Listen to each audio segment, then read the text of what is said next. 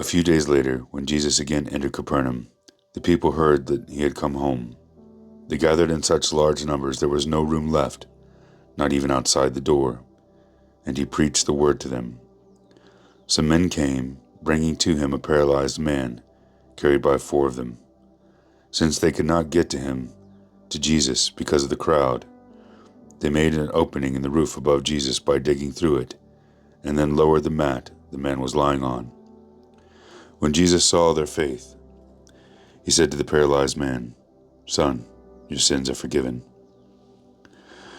Now some teachers of the law were sitting there thinking to themselves, "Why does this fellow talk like that? He's blaspheming. Who can forgive sins but God alone?" Immediately Jesus knew in his spirit that this is what they were thinking in their hearts, and he said to them, "Why are you thinking these things?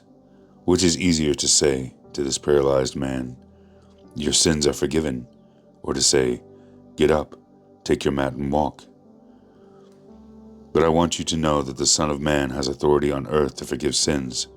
So he said to the man, "I tell you, get up, take your mat, and go home." He got up, took his mat, and walked out in full view of them all. This amazed everyone, and they praised God, saying, "We have never seen anything like this." Once again Jesus went out beside the lake.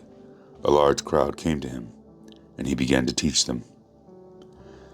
As he was walking along, he saw Levi, son of Alphaeus, sitting at the tax collector's booth. "Follow me," Jesus told him, and Levi got up and followed him. While Jesus was having dinner at Levi's house, many tax collectors and sinners were eating with him and his disciples, for there were many that followed him. When the teachers of the law, who were Pharisees, saw him eating with sinners and tax collectors, they asked his disciples, "Why does he eat with tax collectors and sinners?" On hearing this, Jesus said to them, "It is not the healthy who need a doctor, but the sick. I have not come to call the righteous, but sinners." Now John's disciples and the Pharisees were fasting. Some people came and asked Jesus, "How is it that John's disciples and the disciples of the Pharisees are fasting, but yours are not?" Jesus answered, "How can the guests of the bridegroom fast while he is with them? They cannot, so long as they have him with them. But the time will come when the bridegroom will be taken from them, and on that day they will fast. No one sews a patch of unshrunk cloth on an old garment, otherwise the new piece will pull away from the old, making the tear worse. And no one pours new wine into old wineskins, otherwise the wine will burst the skins, and both the wine and the wineskins will be ruined.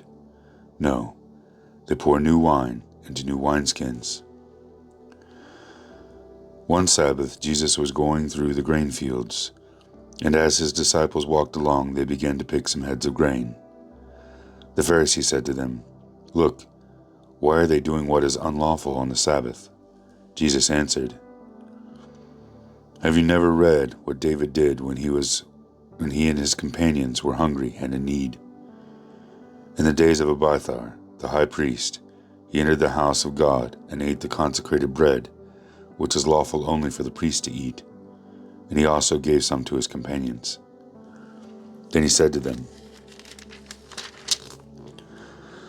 'The Sabbath was made for man, not man for the Sabbath. So the Son of Man is Lord even of the Sabbath.'